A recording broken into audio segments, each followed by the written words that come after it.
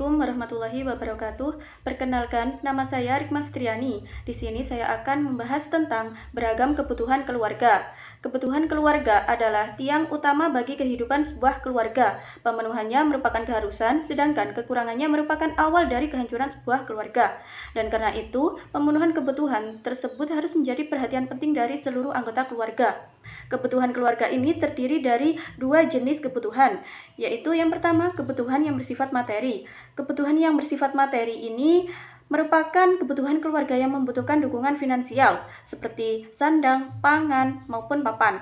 Yang kedua, kebutuhan yang bersifat immateri. Di sini merupakan kebutuhan keluarga yang lebih banyak berhubungan dengan rasa kenyamanan dan ketenangan anggota keluarga. Misalnya, rasa mencintai dan dicintai, kasih sayang, rasa aman dan tidak takut, dan lain sebagainya. Selanjutnya yaitu problem dalam pemenuhan kebutuhan keluarga.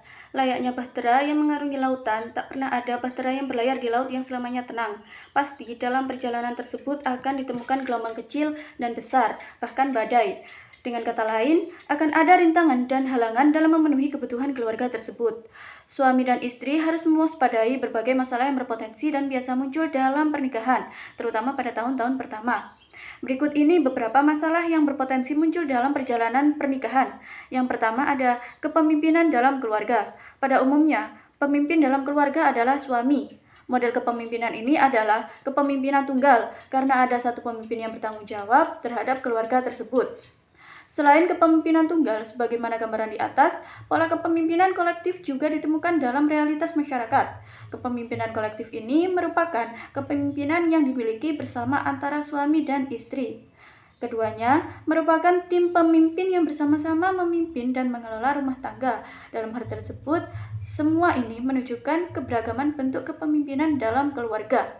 Pada dasarnya, pemimpin keluarga yang baik bisa dikatakan sebagai berikut. Yang pertama, memiliki kemampuan manajerial, bersifat adil dan bijaksana. Yang kedua, mampu bersikap adil pada seluruh anggota keluarga yang dipimpin, bukannya menguasai, mendominasi, ataupun mengambil keputusan secara sepihak demi kepentingan dirinya sendiri. Yang ketiga, mampu membangun suasana yang harmonis dan damai dalam keluarga tersebut. Secara khusus, pemimpin keluarga haruslah memenuhi dua syarat utama, yaitu bertanggung jawab dalam pemenuhan nafkah dalam keluarga dan memiliki kemampuan manajerial dalam mengatur rumah tangga dengan adil dan bijaksana.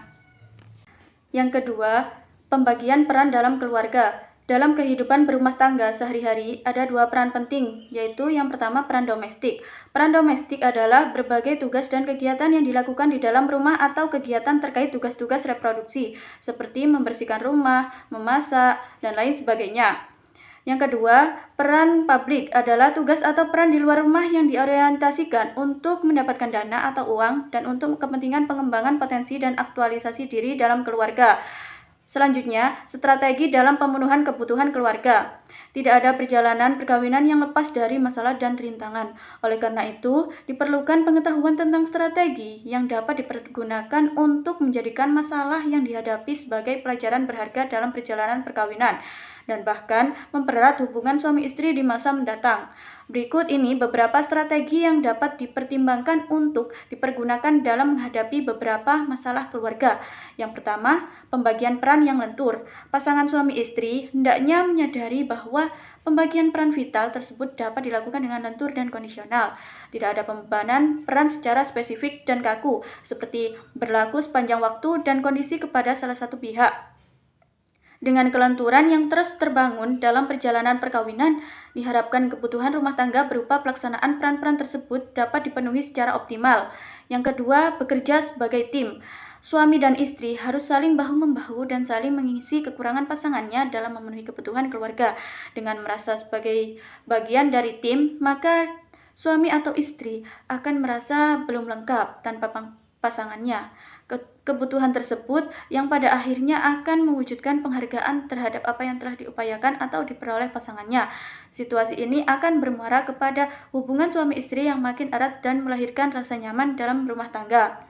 Lalu yang ketiga adalah relasi berkualitas antara kepala dan anggota rumah tangga.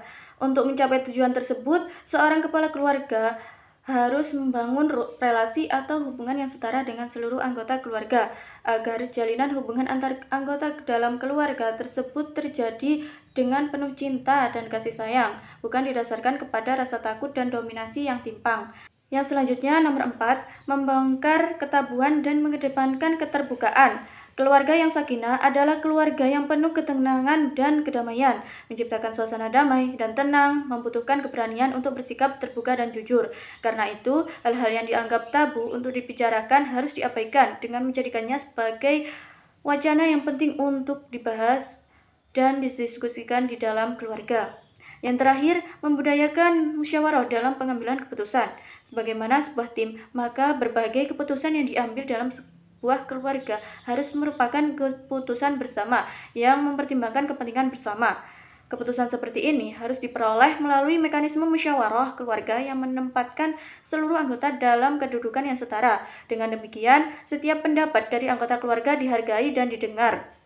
Cukup sekian presentasi dari saya. Kurang lebihnya mohon maaf. Wassalamualaikum warahmatullahi wabarakatuh.